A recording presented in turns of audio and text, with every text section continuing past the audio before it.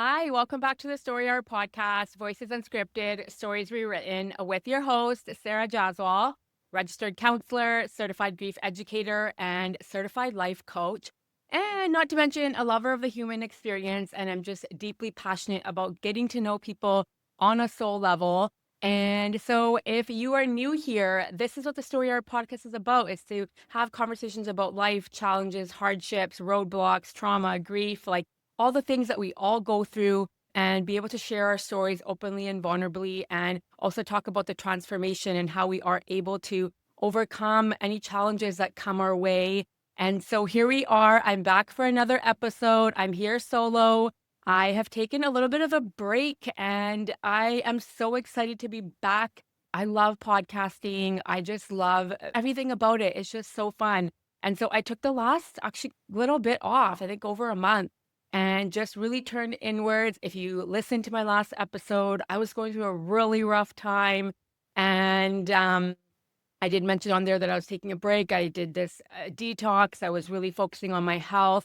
And I am back. I am recharged. I feel so great. I'm such a big believer in cleansing and detoxing and really turning inwards, quieting the noise, both online and off social media, and just turning inwards and really getting quiet with ourselves, getting connected with God, getting connected with ourselves, with the universe, and just really cleaning out our vessel. And that's physically, emotionally, mentally, spiritually. And so I was having a really tough time. I've been navigating a lot of grief and loss in my life. And so the last few months really rocked me, if I'm being honest.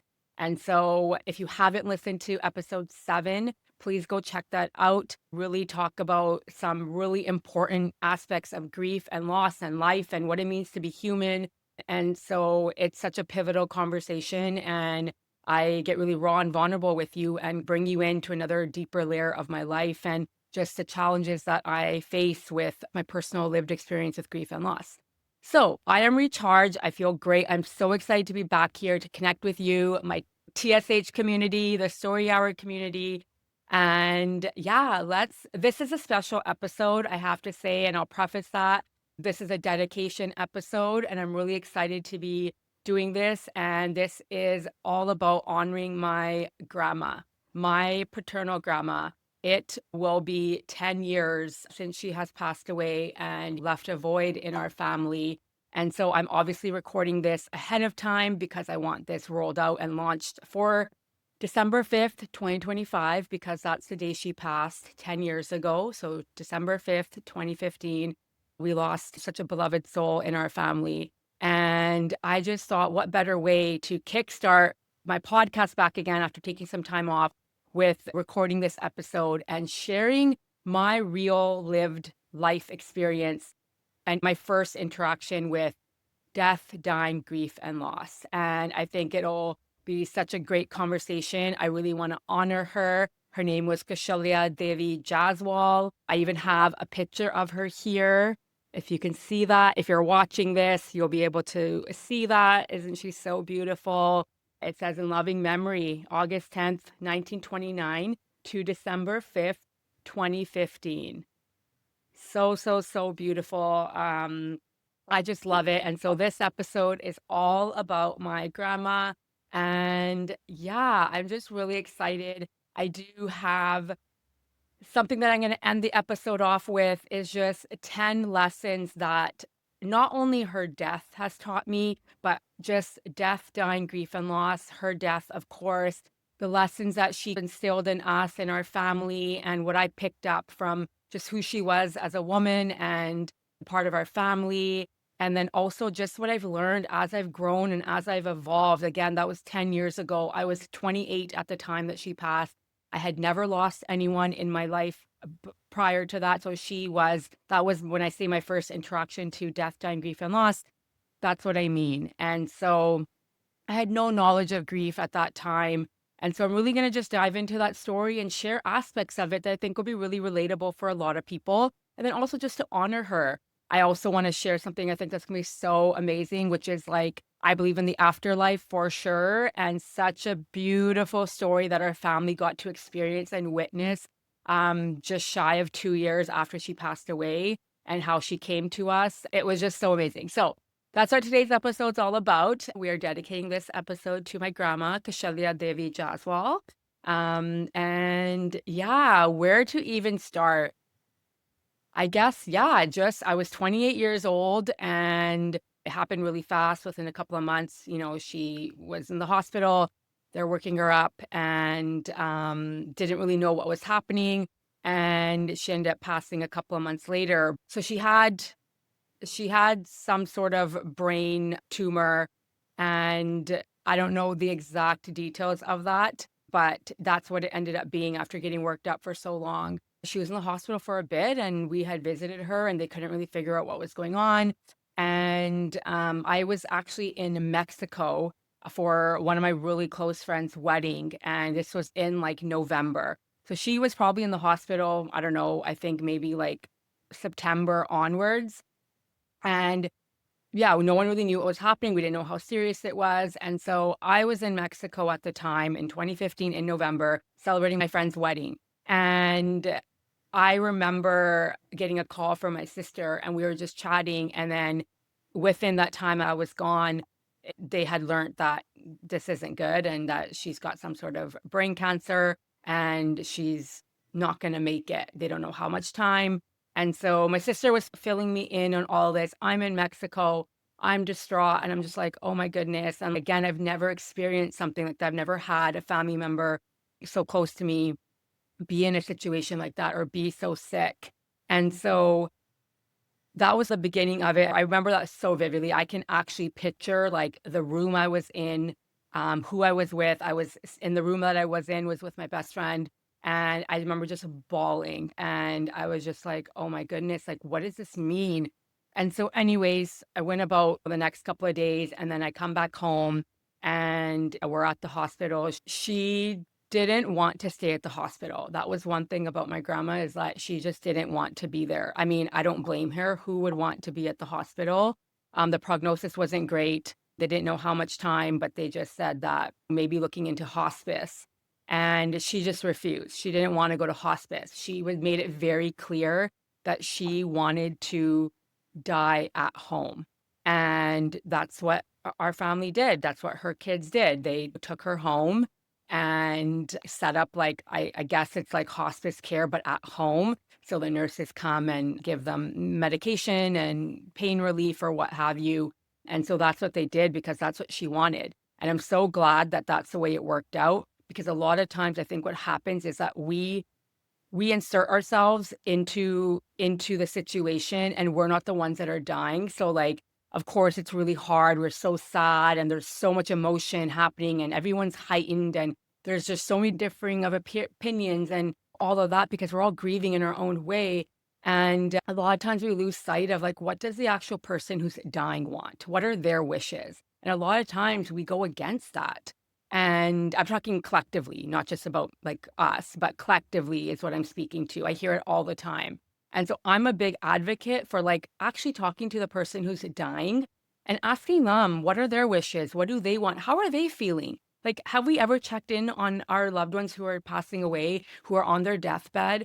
And do we ever ask them what's going on with them? No, it's usually we make it about us a lot of times. And I'm including myself in that. But I've come a long ways and I've learned a lot. And I always think about that too. Like if I'm on my deathbed and I'm dying and I know it's time, like I'm ready, I'm done, like I literally have no more fight in me and God is calling me and everyone else who is wherever we go after we die. And I do believe there's a place, but if I'm feeling that, I want to be able to share that. I want to be able to make a decision and have a voice at the end of life. Like, why is it at the end of life that the person who's dying doesn't have a say in anything? And so I'm really passionate about that. And so, anyways, going back to my grandma, that's what they did. They set up a hospice bed in her kitchen area. And our family's so big, which is such a great blessing for sure. I have so many cousins and my dad has siblings and all of that.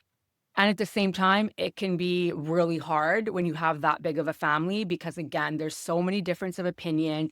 People have different perspectives. People are all grieving in their own ways. And like if you have 20 people, all 20 people have a different stance and have a different opinion, have a different perspective, have different just what grief looks like. And so that can also be challenging. It's not right or wrong. It is. And so anyway, she's at home. And so luckily, yeah, like the family took care of her. Everyone took turns. She lived with my uncle and my cousins. And so all of that was happening. And she was a lot happier once she was home. And yeah, she was declining and she was ready to leave.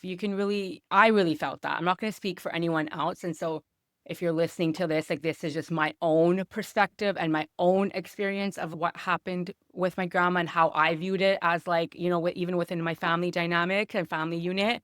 Um, but it's just my experience and like knowing what I know now about grief and loss, like this is what this conversation is about. So I'm not putting anything on anyone else. This is just from me. I just remember like we were there and it was obviously so heart-wrenching seeing her decline. And she wasn't actually home for that long, and I don't know exactly how long she was home for, but she ended up passing quite quickly at home. And we basically were going there, and yeah, I guess near the end, within a week, maybe a couple of days, she stopped talking. She wasn't eating much, and you can tell she was now looking back at it. I'm like, okay, she was ready. Like her soul was ready to transition, and the not talking, the not eating, and all of that. And so I remember my parents owned a coffee shop at the time. And so we were there. It was a Sunday, I'm pretty sure, a Sunday afternoon or morning. And my dad got a call. It was my dad's mom and got a call saying, like, you guys need to come. Like, it's not looking good. And so we rushed, went to their house, and like everyone's there. And she hadn't passed, but she was very not there anymore. You can tell that she was already like half probably gone.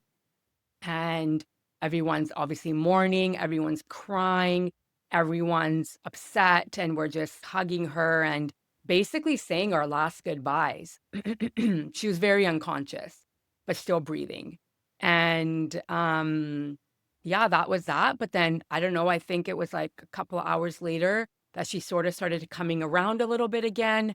I think she started maybe trying to speak, or she was more alert versus where she wasn't during the day.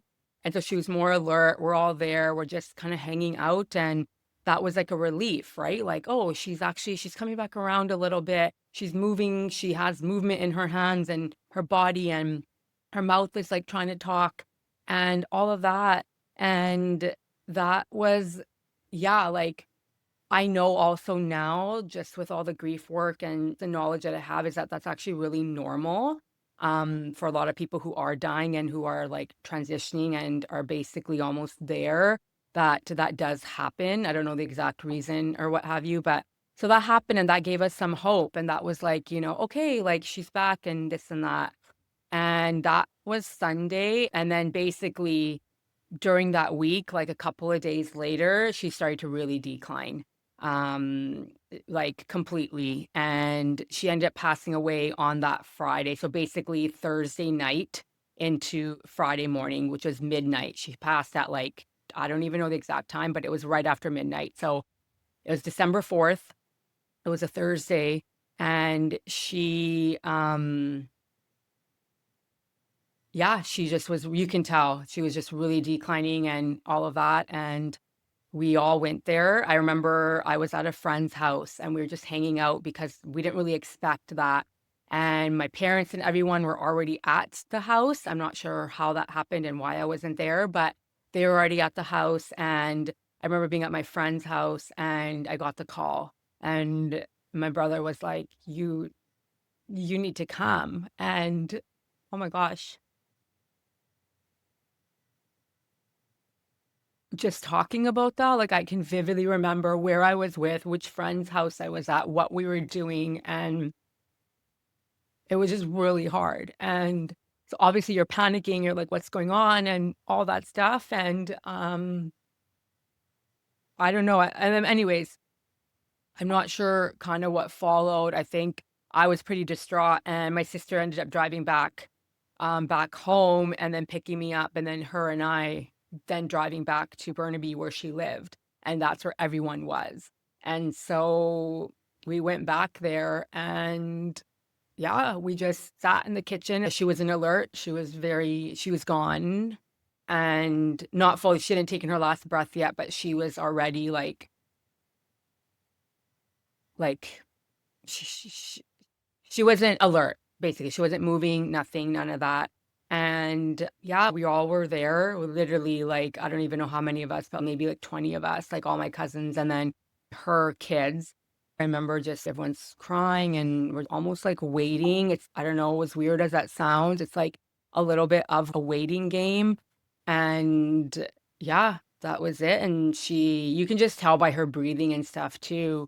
It was just after midnight that she ended up passing away. We literally saw just the breathing kind of get like that happening really heightened. And then we never heard that again. And then that was it. And then I think it was my uncle that went to go check and she was gone.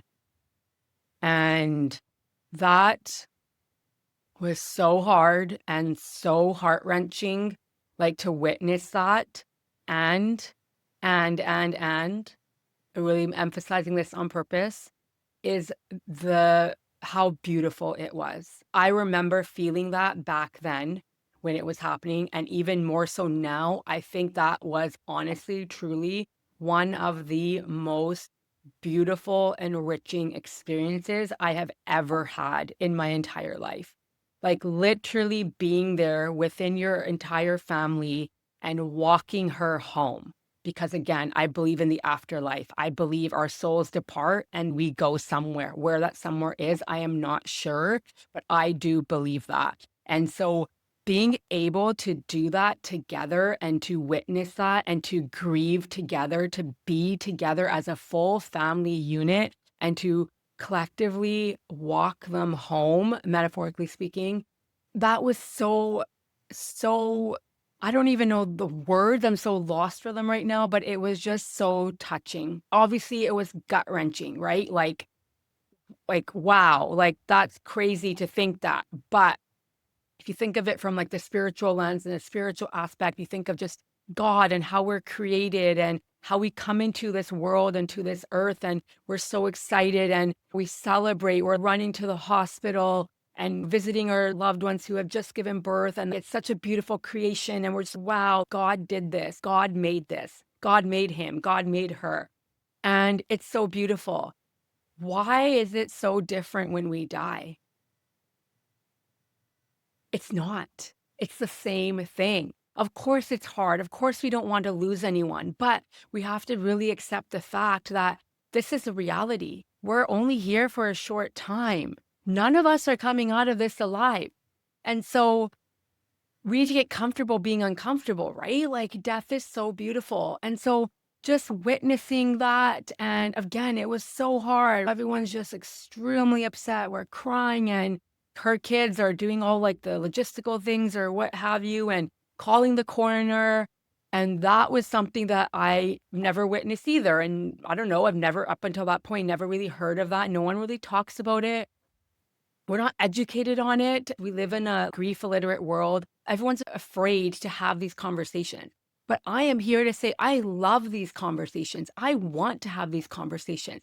I think it's so beautiful. The fact that we got to be there as a family and that was the one and only thing that she ever wanted, like for years and years. And obviously there was family stuff going on. People weren't talking to someone, or this person wasn't talking to someone, or there was fallouts. And there was a lot of that. Like, we're human, we're a family. Like, every family goes through shit, right? Like, we're not immune to that. And so we had that. We had a lot of very big blowouts within our family in many, many different contexts. And in the end of it, all she wanted was her family. She wanted her family to be together. That's what she wanted. I want to die at home. Like, I don't want to die at the hospital. That's my home. I came here with her husband, with my grandpa. They've lived there for like, I don't even know, X amount of years, a decade. I want to die there. That's my home. And I appreciate that. Like, I love that so much. Rather than being stuck in hospice care, like, no, be in the comfort of your own home. And so that was so beautiful. And she just always preached family. Family was so big. And even when everyone had fallouts and there was all this toxic stuff going on, this and that, the one thing she always came back to is family. One thing I took out of that was, it's okay. Things happen. People make mistakes. Forgiveness, make amends, and this and that. And I know that's a very polarizing conversation because a lot of people think, no, like, forget it. But I do believe that family is everything. And she really instilled that in me, for sure, within our family dynamic. And it's like shit happens. We all fight. We all say things. We all do things that we don't mean, or we're doing it out of a trauma response. We're acting out in anger. Our needs aren't being met. And so I get all that. But at the end of the day, it's like family is family in the end of the day. And I don't know. I just find that's really special. We all fight with each other all the time. Like, how many times I argue with my own parents, right? But it's like in the end, you get over it because that's life. I just remember that so much. And she preached that. So to have us all together, I believe everything is so divinely orchestrated. I do believe in God. I do believe in the spiritual realm and the aspects of that. But everything that happened with her death, the way it happened, the way she was able to come home, the way we all got to spend time with her, the way that she had her entire family in her home and passed so peacefully, like, I can't think of a better way to go. Like, honestly, I can't. And if her thing was family for so many years and so many years, and finally we got to a place where we could all be in the same room and we can all tolerate each other and be there again collectively and watch her take her last breath, like, name me something more beautiful than that. I think that was so enriching and so heartfelt and so connecting and so just, wow, thank you, God. The coroner people come, and that was something that was really like, wow, this is actually what happens when someone dies. They came and they literally just, I don't even know, wrapped up her body and put it into a bag. And that was it. She was there literally 1 minute and she had passed. And like, you can just see her body too. She was very blue, and you can just tell, like, even before she passed, days leading up to it, you can tell there wasn't much left of her. It was just a physical body. And so then when she passed, obviously you can feel the touch, super cold and just blue everywhere. And it was really, I'm now looking back at it, I'm just thinking, wow, like, what an experience to witness, to see that. And I know a lot of people, it's really hard for people to see, but I think where I come from when I share this and what my belief is and what I'm rooted in and how I view it is just like what I was saying about God and the creation, how we're born. I think getting pregnant and a woman holding space for this creation and the way the baby comes out, we start off as a cell and then we grow and we evolve in the womb. And then woman has the baby and then it's a miracle. It has to be a higher force there for sure. I don't believe otherwise. And so for me, it's like, wow. And I believe in the afterlife. And so I believe our soul never leaves us. It never dies. It just takes different form. So if you think of that, we're just, our bodies, they're temporary. Our body, it's hosting our soul. And then so when you die, your soul is still around. It's just that the body has now gone. The body's disintegrated or the body is just shut down. But the soul is still everywhere around us. You can feel that. And I'll get into a lot of the afterlife stuff and the signs and synchronicities that came through for me and our family when she was gone. Like 1000%, you can't even deny it at this point. And so I think for me, when I think about that death, and I think that's what I get curious. We come here, we're born, and we're all excited. We're running to the hospital. We want to see the baby. And oh my gosh, what a magic, what an angel. And then when you see that experience and you watch your loved one die, and then you see them come and you see them wrap her up and then put her into a bag, and then off she went. It was just like, whoa, that was just so wild and so crazy to me. These are just bodies that we're renting almost. And her soul's gone somewhere. Where that is, I don't know, but it's somewhere. Like you can feel that.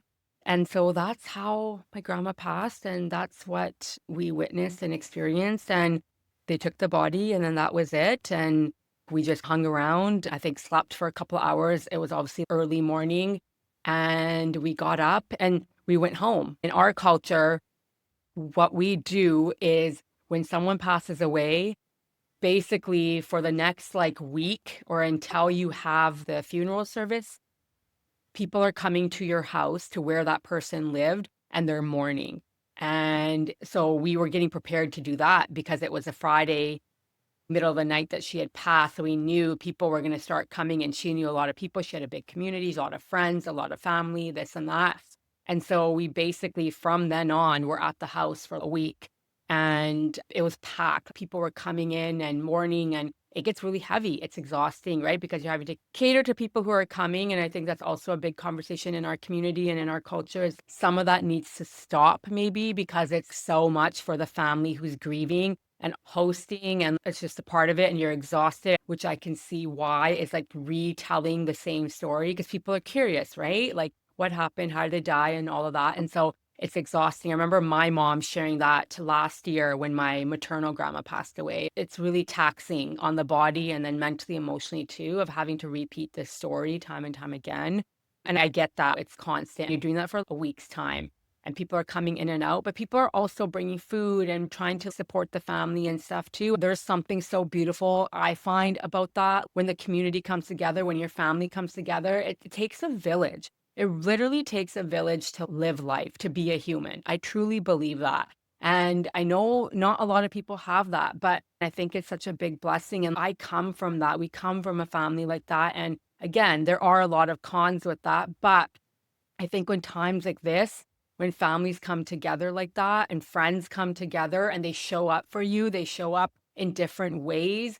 And it's not even just about bringing something, food or drinks or whatever, but just holding space for you and showing up and even just sitting in the same room as you for an hour while you're grieving and sharing stories. That's one thing that I love about that is, of course, love the storytelling. I want to know what was their life? What was their legacy? What did they do? How are they remembered? How are we going to keep their memory alive? I'm always so curious and I love that. Like, tell me more. What were they like? What job did they do? What were they like in India? When did they come here from India? What was their life like before? What is it like now? All those things that we don't normally talk about on a day to day, but I just love that. And so I think when people come to mourn, it is exhausting, it's taxing. But honestly, I feel that in those moments, because you're so heartbroken, I think it's actually really beautiful and nice to be around people. That's can be different for everyone because some people like to be alone, but I personally, I like that. I enjoy being around people. And of course, it was such a close relationship.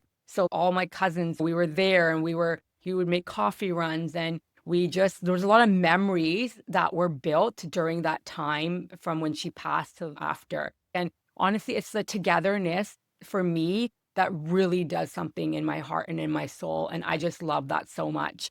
I love it. I love it. I love it. I can imagine being alone during that time. So I actually don't mind that. And then the storytelling piece of it, right? I love that. And if you've been following me and you know it's such a big part of who I am and such a deep passion to know where people are from and who they are and what they do and what fuels them. We had the funeral, I think like a week later, maybe. And that was so beautiful as well. And again, like I know people who are listening might be like, you're crazy. How is this so beautiful? Or how is this and that? But honestly, if we can allow ourselves to drop into that energy, I promise you, you will feel it too. Obviously, it was hard. It was so sad, just even watching the slideshow and even putting that together and looking at the pictures and just honoring who she was. And just even looking at this frame right now, I don't know, it makes me sad, but it makes me happy. I feel so warm and still so connected. I remember her as what she looked like in that picture in the right. Um, and yeah, she was everything. She was the head of our family. And then to lose that, it's so sad, but she just taught me so much. And I just think it's so beautiful. And that's my dad's mom. That's obviously sad because you think of that. And, my dad doesn't have parents anymore. Even my mom actually has lost both parents. And so that part of it is really sad. But again, that's life, right? We're all going to die. We're all going to lose someone at various stages of our life. But I don't know. It just brings back so many memories of just our family, our life, and everything that we were given. Kind of lost my train of thought, but yeah, the funeral, we all wrote a letter to our grandma on our own. All the cousins did and had roses or petals, I think. I can't remember. But we had, yeah, either the full rose or we had petals. And then we also all wrote her a note. And I remember that so vividly too. I still have a picture. I took a picture of it. And I remember I was living at my parents' at the time. And yeah, I have very good memory. And so I remember that. And so at the funeral, at the service, we all went up around the casket and we put our letters into her casket. And then we put the rose or the petals into her casket. And that was each in our own ways and collectively is our last message or conversation with her. And that for me was, again, like the word beautiful keeps coming up, but I felt so connected. I felt just like, oh my goodness, wow, what a privilege and what a blessing it is to even experience that. I do feel very blessed to have had this experience, all of it, even just as my first interaction with death.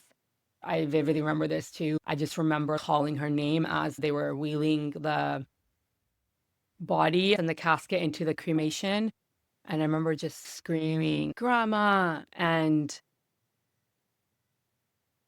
yeah, oh my gosh, just bringing back so many memories. I can't believe that was 10 years ago. 10 years. Wow. I miss you, Grandma. We miss you. Our family has never been the same. Our family has never been the same. There's a void, and you can feel it. Even 10 years later, it cuts just as deep, if not deeper. And yeah, that's the story of Kaushalya Devi Jaswal and my first interaction with death and grief and dying and loss. I had no idea what that even looked like, what that meant. Life went on from there, and you're feeling all the things. She came into my dreams like right away, shortly after that, vividly. And my sister, so many things were happening. And this is what I mean by you can't deny that the spiritual aspect, the afterlife, and the fact that our souls are just in these bodies temporarily. The body goes, but our souls are still around. I had vivid dreams of her. It was actually really crazy. There's a picture of her in real life of her and my brother and sister-in-law's dog. And it's such a cute picture. And we had it printed up or we had it in an album or something. And it's a really cute picture. I think she's holding him. And I think it might even be at her house. She's holding the dog and she's smiling. It's such a cute picture. It almost is like that moment replayed in my dream as if it was happening in real time. I could feel it so vividly. And there was this other times too that she was just coming in my dreams. And my sister also, I'm pretty sure, had dreams about my grandma back then. And even my grandpa came in through her dreams. My cousins also had all these things that were happening where they can feel. And especially my cousins who lived with my grandma at their house, they're also noticing things and feeling her and just things that were weirdly that were happening that I believe that she was still there and she was trying to talk to us or give us signs that I'm still here, I'm still around. That's my own belief. I don't know what my cousins are, what my sister believes, but that's just me personally. I do think that.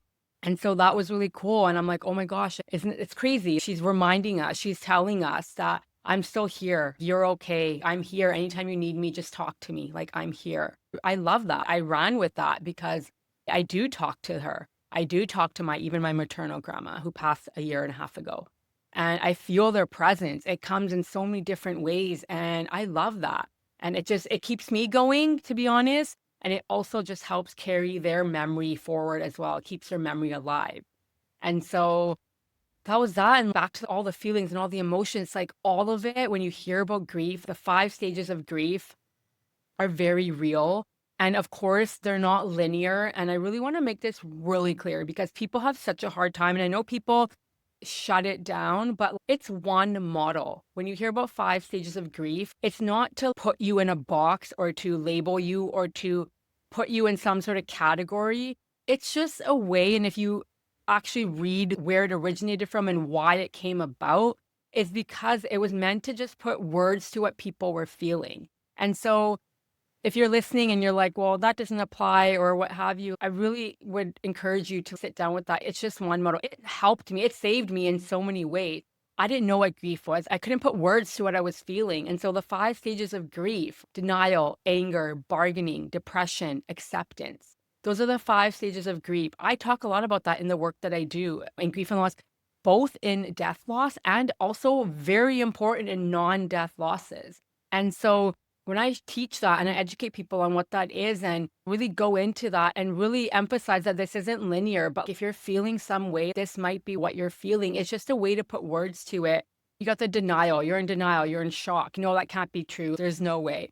And then you have anger. Of course, we know anger is such a valid emotion. It's such a normal part of loss, especially in grief and loss. Feeling so angry at the world, at God, at just a situation. Anger is so real. We just need to be in touch with it and be able to express it in healthy ways. Otherwise, it's going to cause more damage to us. Then you have bargaining, which is if I just did XYZ, maybe my person would be back. Or, God, please, I'll stop doing XYZ if you can just bring me back my person. That's what bargaining is. You're trying to bargain for their life back. And then you have depression, of course. And then there's also deep, deep sadness, which are actually two different things. But honestly, natural response to grief, the sadness and the depression is normal. And then obviously there's acceptance. I don't think we ever accept the loss itself or the tragedy of the loss or whatever it is, but we do come to a place where we start to learn to live with the loss. That's when we talk about acceptance. We're learning to with the loss. We can still honor them, we can still grieve them, but it's just finding ways to move forward and to learn to live with it because we have to, right? That's just life. And so I say all this and I'm sharing the 5 stages of grief because I think it's just really important to understand. It was written by Elizabeth Kubler-Ross, who has now passed, but people were on their deathbed and she came up with these 5 stages because this is what people were experiencing. This is what people were sharing. And so she just came up with this as a means to put words to someone's experience and not to define them or anything, but just that actually makes a lot of sense. There are these different phases of life and you can come and go through all of them all the time. They're not linear. You can be in multiple stages at one time. I know I've been in all of them at once. I've been in anger, I've been in depression, and I've also been in acceptance all at the same time. Sounds crazy and sounds weird. How can you be in all of those polarizing at one time? But you can. And that was a big part of why these came about. And I think it's nice because it puts words for people who don't have the words themselves. And so sharing all that, and then I felt just everything. Your world is just, holy smokes, like what's happening. And it goes up and down. And then you have all the first year. So she passed away December 5th. Obviously, our first Christmas is always at her house. And that was really hard. I think people pull back and we don't want to celebrate or we shouldn't. And I think culturally, in different cultures, you're actually not supposed to do certain things or celebrate depending on timing after a person has passed away. My personal belief, I don't believe in that. I think you should still celebrate and you should still carry on and even just be together. Maybe it's not celebrating, but just be together as a family. And so that Christmas 2015, we went there and it was really sad, but I think it was so nice. And then thereon, you have all the other firsts, right? Birthdays and Mother's Day and whatever it is. And so that was, yeah. Oh my gosh, I feel like I feel like I'm living in 2015 right now, just with all that and sharing that and like just everything that happened. And I can't believe it's been that long, like 10 years. I'm so honored and so blessed to be able to have this dedication episode for my grandma and honoring her, talking about death, dying, grief, and loss. Honestly, it's something that I think we need to do more of. It's not talked about enough. We're so afraid of it. We don't want to have the hard conversations, but they're needed, right? I think we would live way more fulfilling and meaningful lives if we just were honest with ourselves and can have those conversations. They're not easy. I know they're not. Definitely not. It's hard for me too. I'm such a crier. I'm so emotional. And so it is hard for sure. I honestly think about it, I'd say more often than I'd like to admit or that I probably should, but I'm now at the age where I think about my parents. And it's so crazy to me to think that like I'm at that age now where I have to worry about that. Of course, anyone can die at any time, but I mean, it's just being this age and just knowing what I know and understanding life a lot more. I've grown, I've evolved, I have a lot more experience with life and all of that.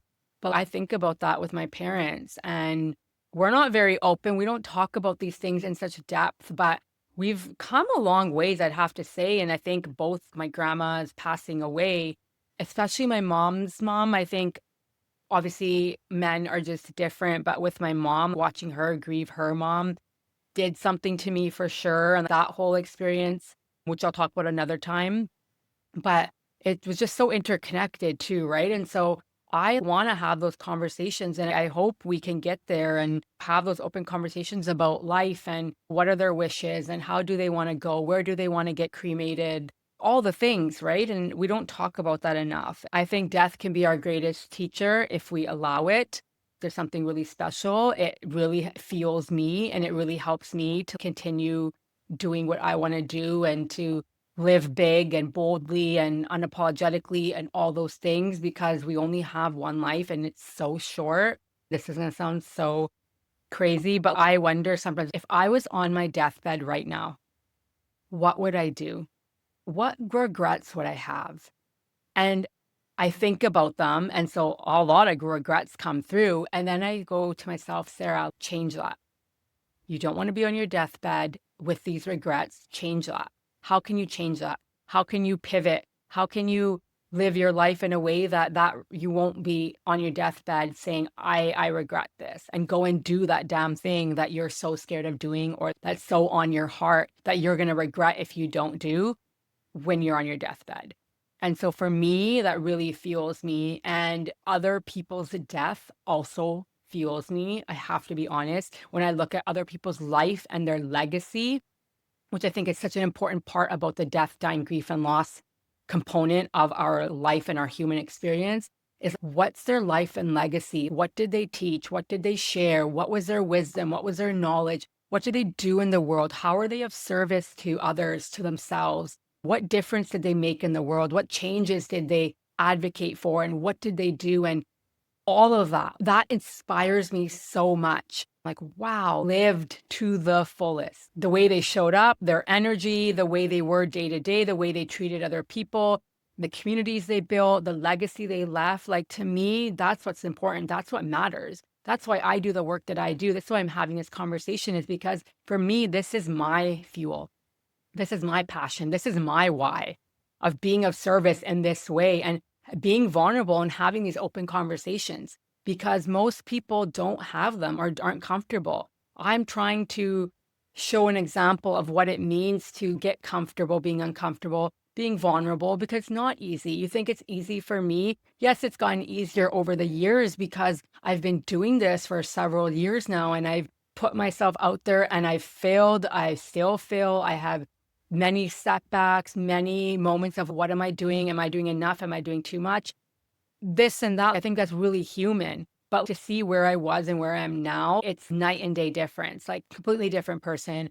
Confidence is obviously a lot better than it was when I first started. And just all the things. I just think death is such a great teacher and it teaches us so much. It teaches us to be present. It teaches us to slow down.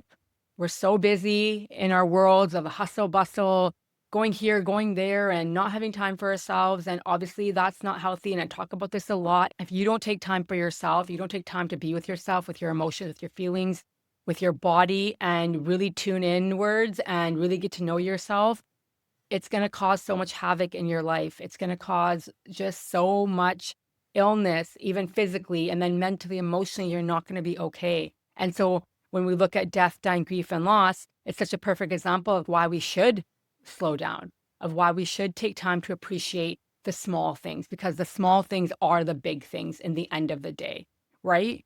And also just like being grateful. Gratitude is so underrated.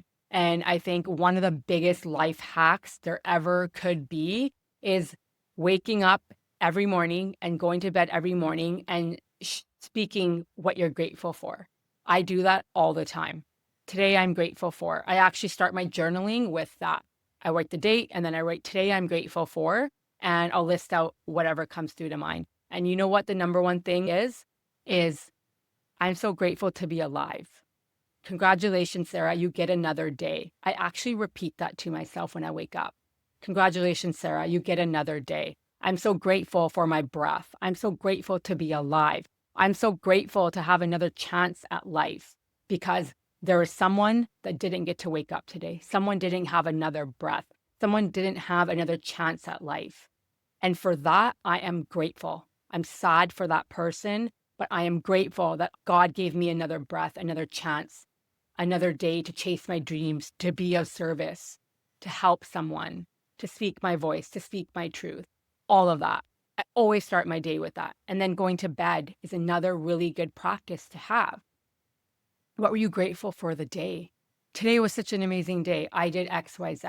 And even if your day wasn't great and you had a really bad day, I bet you there was something positive that you can pull from that, something that you're so grateful for. Maybe it was your warm cup of coffee. Maybe it was watching the rain pour down from inside and having a cozy inside movie day. Maybe it was the way the water hit you when you took a shower. Maybe it was the meal you prepared for yourself. Maybe it was that phone call you had with your mom, with your best friend.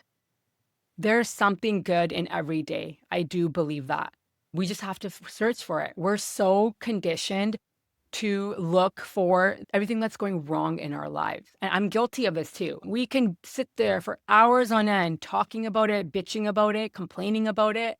But in doing that, we fail to see what's right in front of us. What is the good in all of that? And so I just think gratitude for me has been such a catalyst in my life, in my professional life, in my personal life, in my grieving journey. It's not an antidote to grief. However, grief will pull the gratitude out from you because otherwise life is just going to be very stagnant. It's going to be very hard to live like that. And you're going to have bad days. You're going to have really bad days. That's okay. That's not what I'm saying. I'm talking about on an overarching theme and a way to rebuild life after loss. Obviously, that's a big part of the work I do is supporting you in rebuilding your life after loss. And these conversations is exactly that. And it's so simple, right? Like gratitude is so simple. You can even do that on your way to work if you're driving. What am I grateful for today? And then list it out, speak it out, or write it out. I think there's something so cathartic about writing. That's why I love journaling. It's been so helpful for me. Getting quiet, having worship music on, having prayer music on. Like I love doing that. That's my routine. And I'm just giving you tools and tips and, things that you can incorporate into your own life, but make it your own. For me, that works. I listen to bot. I love worship music even. And, just music that really gets me connected to God and to myself. And so even doing that, and so I find that really cathartic, but even speaking it out loud, people talk about mantras and affirmations. I know all that stuff gets a really bad rep, but have you ever tried it? Have you ever actually done it? Actually speaking those words out loud, speaking abundance and love onto yourself and onto your loved ones and onto your life, rather than being so in the negative all the time or just complaining or putting yourself down. Like you always hear people say, would you talk to someone else like that? Would you talk to your kids like that, the way you talk to yourself? I would 1000% guess that you wouldn't. And well, you shouldn't, but you wouldn't. Or your best friend. Would you ever put your best friend down the way you put yourself down, calling yourself names or whatever it is, all the insecurities and all the stuff that we go through? I think it's really important. And I've shared this before. Be careful what you say. You are listening. Be careful what you say, because the more you say something, the more your brain and your body is going to believe that to be true. And that's a fact. And so if you can start putting positivity out there, and not the toxic positivity, but like really feeling that and really working through that, you have to do a lot of inner work, therapy, coaching. It's highly, highly, highly recommend. You cannot just wake up and be like, I'm so grateful for this. I'm so grateful for that, but have no meaning behind it. You have to actually feel that. This is where the inner work is. This is where you dive deep into yourself and you uncover all of that and you sit with yourself and you finally start to understand yourself, because most of us don't. You have to get really quiet. You have to really understand. You have to go to therapy. I do believe that, because you need to really uncover yourself, to really find yourself, to really, I shared this, a week ago or something on a post I wrote, and I talked about how when we're born, we're our purest, true selves. Like the world hasn't gotten to us yet. We're so pure. We're literally God's creation, right? We're pure, nothing else. When you think of kids, they say what they want. They speak their truth. They're authentic. They laugh. They're playful. They're so wholesome. But then the world gets at us, and then we stray away from our true selves. That's exactly what happens, right? The world gets at you in so many different aspects, your family, your colleagues, the education system, the government, just other people's opinions and perspectives and beliefs, and we take them on as our own. And then we stray away from that purity and that wholesome, that what we have when we're born. And I think my big belief is that that is the point of life, is that we're meant to go through life and then to uncover ourselves, to come back to that purity, to come back to our true selves. And in order to do that, you need to get quiet. You need to have someone to support you and to unpack all those layers of your life that have been so buried deep down, because that's just the way our world is conditioned. And so when you think of all of that, you think of gratitude and just that, like, do you want to be on your deathbed and have all these regrets, or wish you took that leap, or you wish you did this, or you wish you did X, Y, Z? I just think if we can use that to our advantage and have less regrets, or try to have no regrets. I don't know if that's possible, but you know what I mean? This is what it means to be human. And so this is all just conversation to really spark something in you and really get you to start thinking about that. Um, Going back to death, dying, grief, and loss and the afterlife. And obviously, by now, you know that I'm a big believer in that. And I want to share a story about my grandma that was so pivotal and it was so profound. And I will never forget this for as long as I live. I don't think our family will. It was something that was it was a movie scene. You can't even make it up, but it was so real. And so my grandma passed December 5th, 2015. And then August 2017, so just shy of 2 years later, my sister was getting married. And it was an Indian wedding. And we were at our house, my parents' house, and that's where I was living at the time as well. And so we had a week-long event. The official events hadn't even started. I think it was just a random event. I think we had decorated the house. And then all of our immediate close family, my cousins and aunts and uncles were all there. And the kids were all sitting in the front by the entrance in our living room. The adults were in the backyard, in the kitchen area, and the family room. And we're all sitting there, and it was really hot. Her wedding was end of August. And the door was open, and we're all sitting there doing whatever. And a bird flew in. And everyone's like freaking out because, I don't know, a bird flew into the house.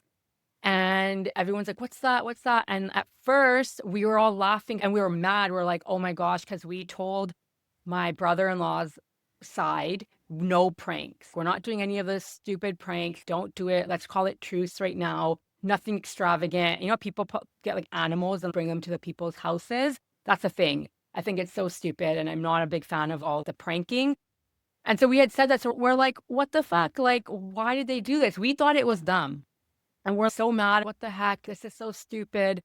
And then anyway, so the bird flew in through the front and it flows in and it goes straight and sits right on top of the stairs on the third level, right in front of my mom and dad's room. And it just sat there. And we're all standing up going, what's going on? There's all this commotion happening. The adults from the other room come, they're like, what is going on?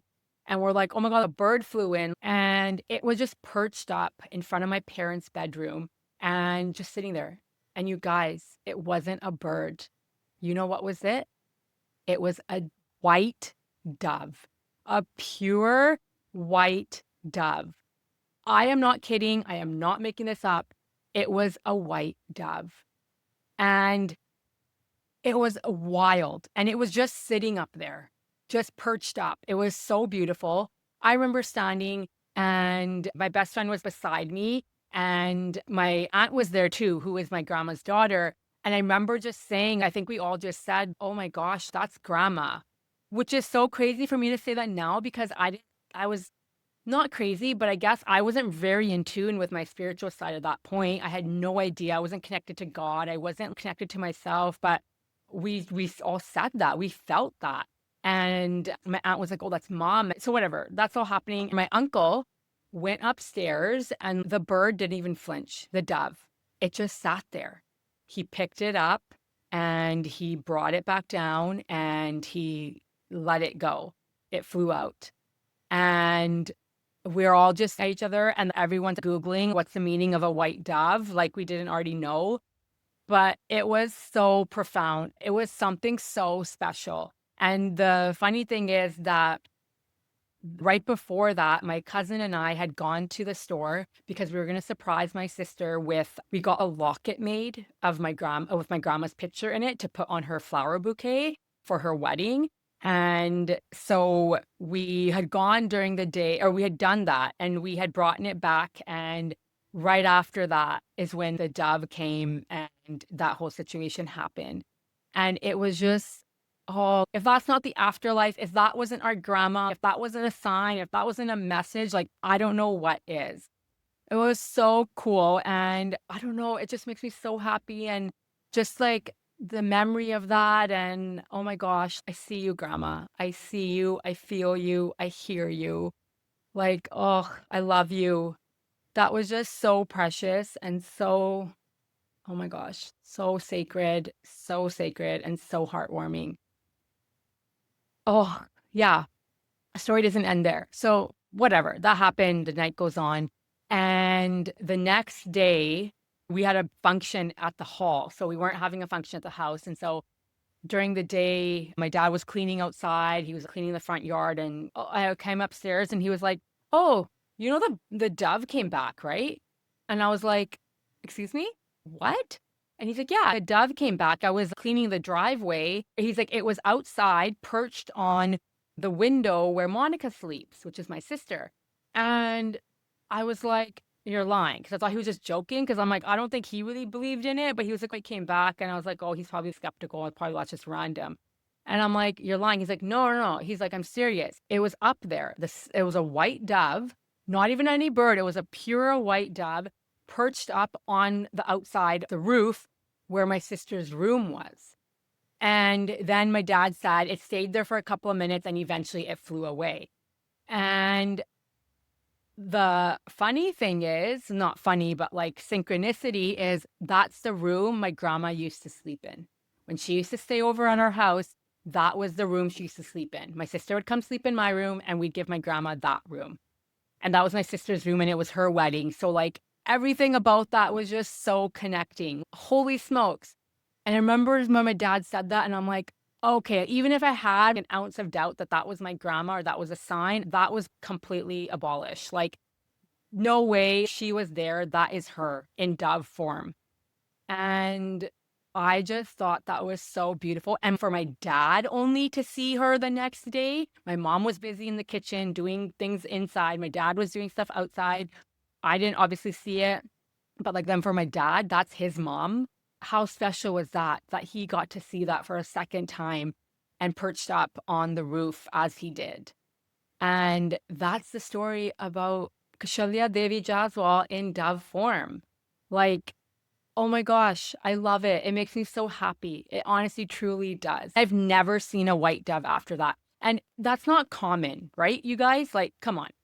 For the skeptics out there, that is not common. No one did that. No one, said, oh, we actually bought doves and we did that on purpose. It was none of that. It was just synchronicity. It was my grandma showing us that she's here. And that was the first big event that we had since she had passed. That was, and big weddings are obviously huge in the Indian community. And that was the first big event. She could have shown up other times, but she showed up then. And it was just so profound. And you can't make it up. And we've lived there for so long. We've never seen a white dove. I've never seen a white dove anywhere else in my surroundings like that. To fly in, to perch up in front of my parents' bedroom, and then didn't flinch when my uncle picked him or her up. And then comes back the next day and perches itself up on my sister's room and where she used to sleep. Like that was her room, grandma's room. That is wild. And to have my dad see that, guys, wild. I love, love, love, love that so much. And yeah, again, that was a story, the beautiful dove, and never saw it ever again. That was it. So that was my grandma. I believe that wholeheartedly, like with every ounce of my being. I feel that and I love that so much. And I just thought that was really special. Very, very special to have that. And even, just the locket my cousin and I got made for my sister. It just looks so beautiful on my sister's bouquet. And it was just so, so heartwarming. And, Our loved ones aren't physically with us, of course, but they're around. They're everywhere. Everywhere we look, everywhere we see it, feel it. Like I truly do. When I say I see it, I hear it, I feel it, I do. And it's just so amazing. And again, we're not used to looking for those kind of signs. We're so caught up in the mundane day-to-day life. But if you pause and you slow down and you take a breath, and you look outside, nature is one of the most healing things out there. So we talk about ecotherapy all the time. It's available to us 24/7. That's a lot of times where I do see these signs in animal form or even feathers and just things that are not normal that you don't see on your day to day. And then you're like, oh, wow, this is beautiful. Just an example, when I was kind of off topic, but when I was on my cleanse and my detox a couple of weeks ago, I was praying a lot. I was doing a lot of meditation. I was doing a lot of talking to God and having a conversation and just trying to figure things out. And I remember this morning, I said to God, please send me 2 signs. I don't want to see angel numbers. I love them. And so send them, but I want specific signs, something physical and something tangible. I just want to know that you can hear me, that you can see me, that you can feel me, that you are connected to me. I want my grandmas to send me a sign. I want 2 distinct signs. Please, God, that's what I'm looking for today. And sure enough, I was out about, I went to the beach, just my normal walking trail. And this usually never happens, but I walk and I always sit down on the log. I like to put my feet in the sand and all of that. And it's such a beautiful day. And I'm sitting, and sure enough, I sit in the same spot all the time, usually the same log, even unless people have moved it around. But generally, it's in the same position, same area. Like I have a spot, it's my spot. And I go to sit. And before I even sat, I saw 2 feathers sitting there. And I was like bird feathers. And I just could not help but smile. And I was just like, thank you, God. Thank you, thank you, thank you. I see you. Grandmas, thank you. I see you. I hear you. I feel you. I see you, like right there. It was so beautiful. So when I say we just have to open our eyes, we just have to pay attention. We have to step back. We have to slow down. We have to turn inward and take a deep breath. There's a white bird over there. That's what I mean. It's so beautiful. And honestly, it helps lighten the load of the grief, if I'm being really honest. It doesn't obviously take it away, but it does help lighten the load because I'm like, you're still here. Time is not linear. For me, that fuels me. Okay, I'm not alone. You're listening, you're guiding, I'm connected, I'm on the right path. And I remember saying that to God that morning. Just please, I feel like I'm so astray. I don't know what I'm doing. Do I go left? Do I go right? Do I go straight? Like, what do I do? I'm so confused. And please just let me know I'm on the right path. Please just guide me and talk to me. And please send me 2 distinct signs. And that was that. And another example I'll share with you on this topic is the same thing happened when my maternal grandma passed away. She passed away May 4th, 2024, so a year and a half ago.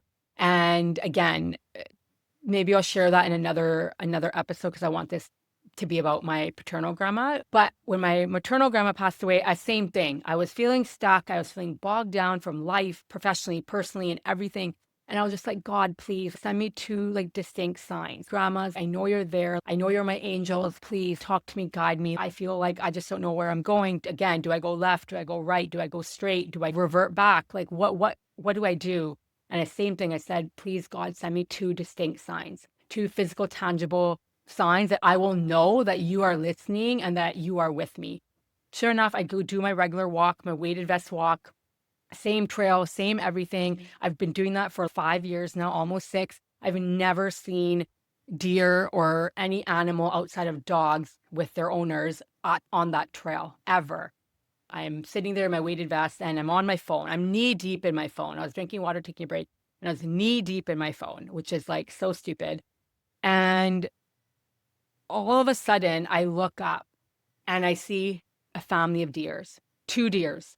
I don't know who they were, but mom, dad, baby, whatever. 2 deers. You guys, I've never seen that ever. And again, I've been walking that path for 5.5, almost 6 years. I've never seen anything other than dogs with their owners. And I look up, and had I not looked up in that moment, I probably either would have missed them or maybe they would have walked right close to me. And I don't know, I have a fear of animals. This is like a totally side fun fact about me, but I am actually truly scared of animals. And I don't know, I get freaked out. even though I've heard deers don't actually do anything. But I was so scared. But if I hadn't looked up off my phone, I wouldn't have seen them. And I saw two deers. I had asked God that morning, please send me a sign. And I literally saw them. They're looking at me because I was fearful. I literally quickly took a picture and I started Googling. I'm like, what's the meaning of deers? Are they going to harm me? So stupid, I know. I think I messaged my cousin and I'm like, oh my gosh, I just saw two deers. I feel like this is grandma. And I literally turned the other way and I ran back down my path. But it's another example, like real life examples of asking for signs and seeing them. So my point here for all of you is that, wow, that's so beautiful, right? We're still so connected. Our soul is still around. We can still feel the presence of our loved ones. And it just really is a testament and proof to me, anyways, that our bodies are temporary. Our soul is forever. Our soul is forever. And if I can stay connected to that, connected to my grandmas, and God, it's the energy that it brings. And so that fuels me and it just really makes me so happy. There are so many other stories that I can probably share about synchronicities and God and spiritual aspect in the afterlife, but those are just some of the most pivotal ones that are coming up for me, but especially the dove story, especially the dove story. I would love if you have a story like that. I would love for you to share it with me. Please, you can send me a DM. You can write it in the comments if you feel comfortable. Whatever it is, on whichever platform that you are using to listen to, I would love to hear this because I just think we need more stories like that. And maybe even start compiling a list. I think that'd be so fun and so cool. I just thought about that on the whim. So please, if you're listening, I know you've been downloading the episodes, but please leave a comment, send me a DM. I would love to hear your connection, your afterlife story with someone that you've lost, a loved one that you've lost, where you still feel their presence and God sent you a sign where you're like, oh my gosh, like I see them everywhere. A lot of people see hummingbirds. It's another big one that I've heard. It could be so many different things. I want to hear it. I want to hear from you. Please don't be shy. Please reach out. So yeah, that's that. This is the episode, dedication episode for my grandma, for Kaushalya Devi Jaswal. I'm purposely saying her name because I also think that when our people die, that we stop talking about them. We stop saying their name. We stop sharing stories about them. Even friends, family, loved ones stop asking about them as much as the time goes on, as the years go on. But we should. When I die, please talk about me. I want you to talk about me. I want you to share stories. I want my memory to live on. And I'm not saying that from any like egotistical kind of way. If you know me, you know that's not true. But I think that is so important. I think, why should our memory and our legacy die when we die? I don't believe in that. I think we should still continue that and still honor that. And so that's why I think a lot of times what happens is, and people have shared this with me in the work that I do with the clients, is people stop asking and feel like my loved one is slowly fading away because we're not talking about them or enough. And it just feels really sad because I want to talk about them, but then I feel like it's too much. I'm like, no, talk about them. Even in sessions, to be honest, the way I do things, very take a holistic approach, but I love hearing about stories of your loved one. I will say that right now, straight up. That's a big part of the work that I do is I want you to be able to feel safe enough to show up into session and talk about your loved ones. That's a big part of grief work, is to share the stories and the memories. Obviously, all the emotional work and all of that is important and it's necessary and we have to do that. But sometimes, honestly, in sessions, we spend time just talking about the loved one's legacy, what they did, or even memories, or even like keepsakes that the clients found that they're like, oh, that was so meaningful. I brought it home. And like a lot of that is a big part of grief work. And that's a big part of actually what I do. I don't know about anyone else, but I love that so much. I want to hear about your loved one, your brother, your sister, your mom, your dad, whoever it is that you've lost. Please keep their memory alive. Keep saying their name. Keep sharing their story. I don't want that to ever fade. No. And so this is why I'm saying her name. And again, because it's in loving memory of her. And this episode is all around her and just what her death has taught me, what I've learned about grief and loss and death and dying and what it means to be human, just how I've grown and evolved and how the values that I have in my life and how those have grown and evolved over time and what I really value and appreciate. And just everything. It's just those small moments that are the biggest moments. And for me, even with my own grieving journey, that's one thing that's come through and through. I was just talking to another fellow therapist about grief and loss, and we were talking about how it's those small moments, the in-between moments, the glimmers that are actually the bigger moments. And when you get hit with profound grief, when you lose someone or something that's so profound in your life, it really shakes you up, but you start to learn to appreciate those small things. Like I was mentioning, right? The coffee, the water hitting your body when you're taking a shower, the phone call you had with a friend, the coffee date that you went on, or playing with your nieces and nephews. We need to start really tuning into that and really acknowledging those moments because they are the big ones and being grateful for that.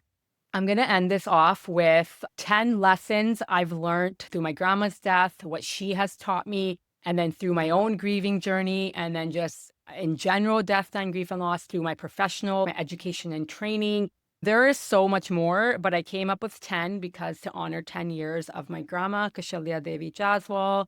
Number one, these are lessons I've learned and insights and realizations that I've had and that I am proud of.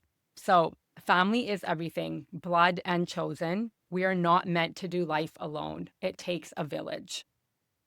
Number two, forgiveness.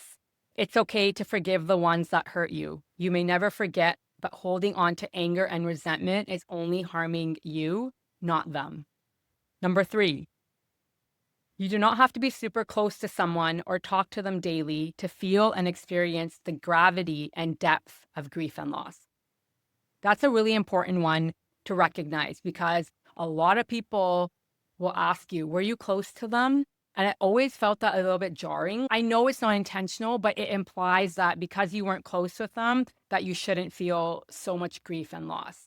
And this is so important because how many of you have sat on social media and have mourned celebrities, actors, actresses, or just people that you do not know at all besides what's shown on your screen, and you feel profound grief and loss for them? That's a real thing. We're all human. We're so connected. Each and every one of us, the 8+ billion people on this planet, we are all internally, soulfully connected. So it makes sense that we would feel the grief. So that's an important one. I'll say it again. Number three, you do not have to be super close to someone or talk to them daily to feel and experience the gravity and depth of grief and loss. Number four, even though a decade or years have passed by, the void of not having your loved one physically around cuts just as deep, if not deeper. Every day, but especially during milestones. Number five, watching your loved one take their last breath as they prepare to leave this world and transition their soul to the other side, all while you collectively walk them home, is an experience I hope everyone is blessed to have. I truly mean that. It's been such a great experience and really has taught me a lot about grief and loss.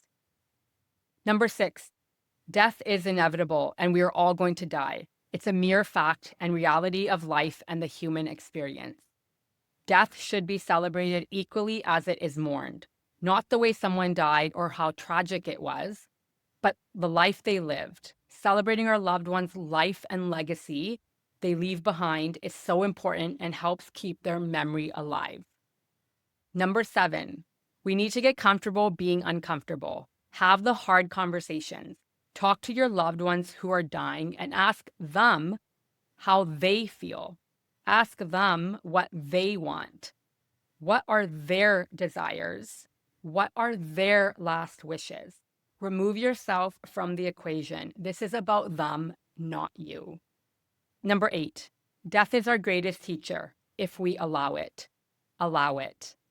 It will help you live a more meaningful, fulfilling life.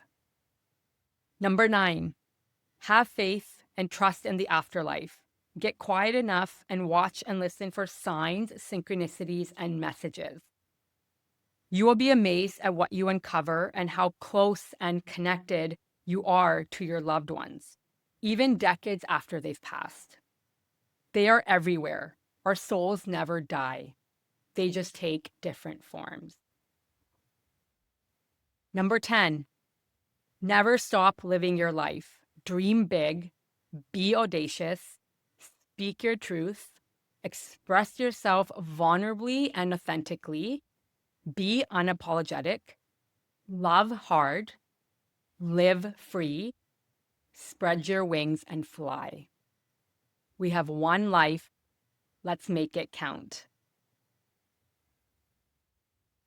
That's it. There you have it. The 10 lessons, insights, realizations that I've had that I started learning 10 years ago when Kaushalya Devi Jaswal passed away and left a void in our family that will be felt for the rest of our lives, but also has taught me so much about myself, so much about my family, so much about the human experience, so much about family, so much about what it means to just go through life and the challenges and the struggles, but to be able to come out on the other side of it, to live a full, meaningful, enriched life. I have learned so much. I've grown and evolved. What I thought maybe was true back then definitely has changed over the last 10 years, like a decade. A decade is a long time, you guys.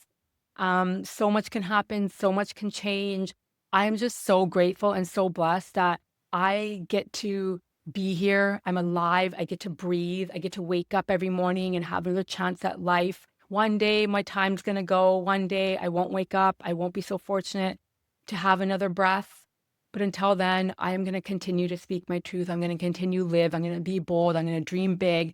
I'm going to do what I can to live a full, meaningful life. And I want that for you too. I want that for everyone, no matter what your situation is, no matter what your circumstances are, no matter how much tragedy and trauma, grief and pain and sorrow that you've witnessed or are witnessing.